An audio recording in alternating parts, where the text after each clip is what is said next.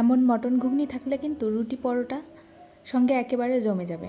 তো প্রথমেই আমি তেলটাকে ভালো করে গরম করে গোটা জিরে, শুকনো লঙ্কা, তেজপাতা, গোটা মশলাগুলো ফোড়ন দিয়ে পেঁয়াজটাকে খুব ভালো করে ভেজে নেব। দিয়ে দেবো পরিমাণ মতো লবণ। পেঁয়াজটাকে একটু লাল লাল করে ভেজে আমি মশলা করে রেখেছি সেটা দিয়ে দিলাম। আদা, রসুন, শুকনো লঙ্কা আর টমেটো। তো এটাকেও আমি খুব সুন্দর করে ভেজে নেব। এবার দেবো পরিমাণ মতো হলুদ, জিরে গুঁড়ো, ধনে গুঁড়ো। তো মশলাটাকে খুব সুন্দর করে কষিয়ে নিয়েছি। তো এবার আমি মটনটাকে দিয়ে দেবো। একটুখানি মাংস, তবে এটা দিলে কিন্তু টেস্টটা একদম অন্যরকম হয়ে যাবে। তো এটাকে খুব ভালো করে আমি কষাবো।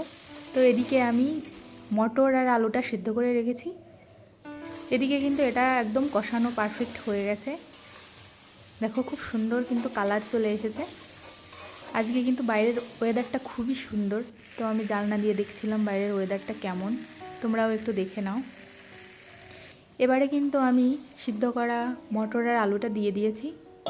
খুব সুন্দর করে মিশিয়ে নেব, আর কিছুটা সময় জাল করলেই কিন্তু এটা কমপ্লিট হয়ে যাবে। দেখো কি সুন্দর একটা কালার চলে এসেছে। এবারে আমি দিয়ে দেবো সামান্য একটু গরম মশলা, আর দিয়ে দেবো সামান্য একটু চিনি, তাহলে টেস্টটা ব্যালেন্স হবে। নামানোর আগে আর একটু ঘি দিয়ে দিলে এটা কিন্তু হয়ে গেল।